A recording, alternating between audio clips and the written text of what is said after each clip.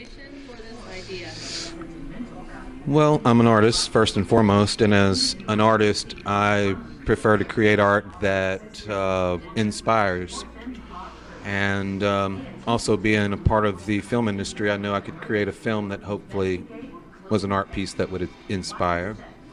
And the topic of homelessness continued to come up in everywhere I looked. I looked at a magazine, is homelessness, homeless veterans. You turn on the TV, homeless, it was constantly homelessness. So to me, as what was your someone who wanted to inspiration create for this project, idea? it had to do with homelessness because it just was the topic of the day, so to speak. And I didn't think I could not bring the awareness enough. No such thing. And I was hoping to do it differently, not recreate the wheel. I was very much aware that films of homelessness have been, of course, produced, and even one or two about Skid Row. But I felt I had to walk in another man's shoes, so to speak, in my approach, and live on the streets for 30 days as a homeless person. So that's what I did. So what are, you mentioned film as an artistic medium. What are the other mediums? Well, I'm a background artist. I paint scrims or props or big things that you see in the background of concerts and music videos, etc., theatrical plays. And so I'm a painter, but I'm a craftsman as well. But I've also been a freelance producer in the film industry for a little over 25 years. And I get behind the camera. This is my first personal endeavor, but...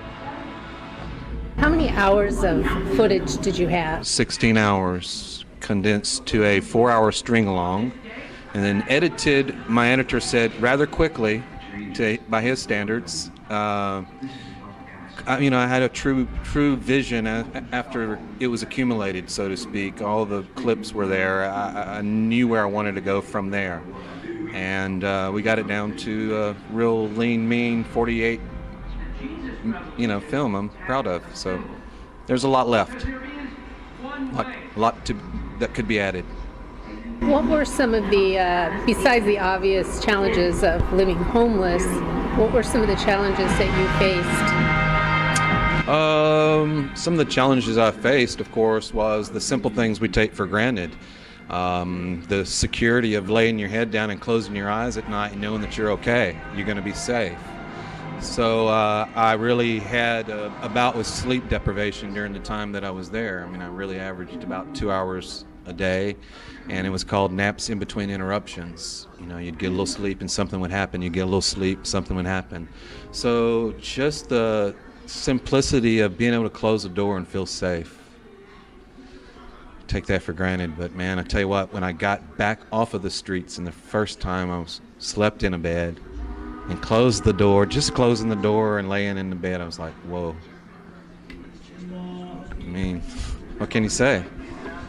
Now, some people, was there any kind of pleasant aspect to this? A lot of people say, oh, well, they're homeless, they're living free, they have no rules. It's great. Well, one of the important things that I felt like when Skid Row was portrayed and homelessness potentially they're portrayed as addicts and criminals and bad people, and not all of them. Not all are, of course. Many are, moms and dads and brothers and sisters that just so happen to have a turn of events that put them in a position where they are homeless, or if only temporary. Sorry, I kind of got distracted a little bit. What was your thing? I got off your question a little bit. Any pleasant things? In my film, I do portray Skid Row as a community.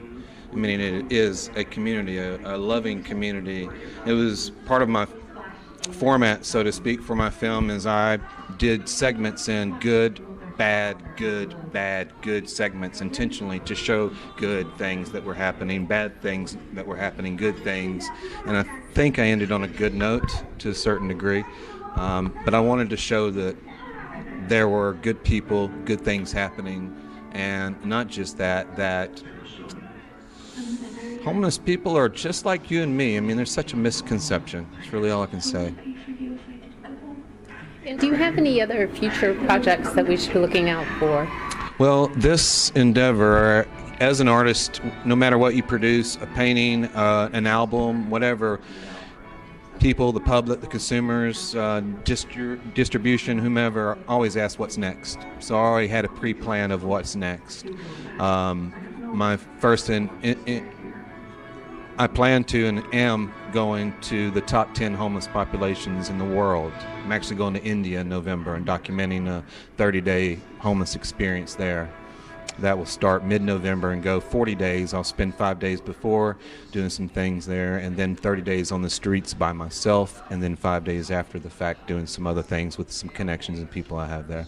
But that will be a full documentary in itself. Basically, of course, showing the worst of the worst. Like, we have so many people in the United States and the world period that just kind of doesn't get it.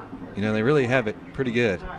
When you see things, once again, my method is to put it in your face. I live it for you, I bring it to you, and I share my experience.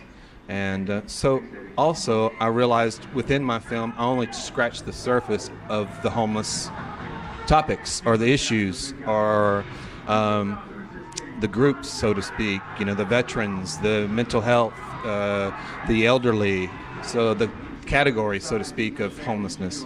And I'm actually, everywhere I go to film festivals, I don't fly, I drive. And I go to the homeless communities and I continue to immerse myself in those communities. I bring hygiene kits and all kinds of little things, socks and stuff that I give out. And I'm actually looking for the veterans now.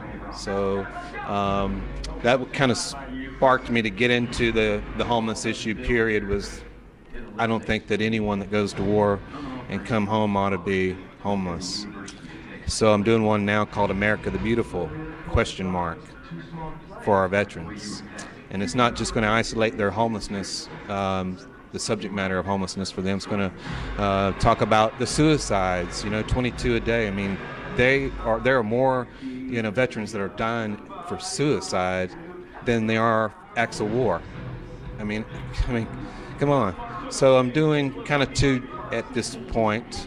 And I will do more. I will continue to pull out the subject matter, the mental health issue, and expound upon the subject matter, and just keep documenting where they go. Who knows? I mean, I've been grateful that this one has been all over the world so far, and I plan to keep the momentum going. Well, good. Thank you so much for sharing your film with us. We look forward to the next films that you're going to show. I appreciate it. It's an honor for me to be here, and like I said, it's just mostly about me getting this message out, and it's the most important thing. So I'm grateful.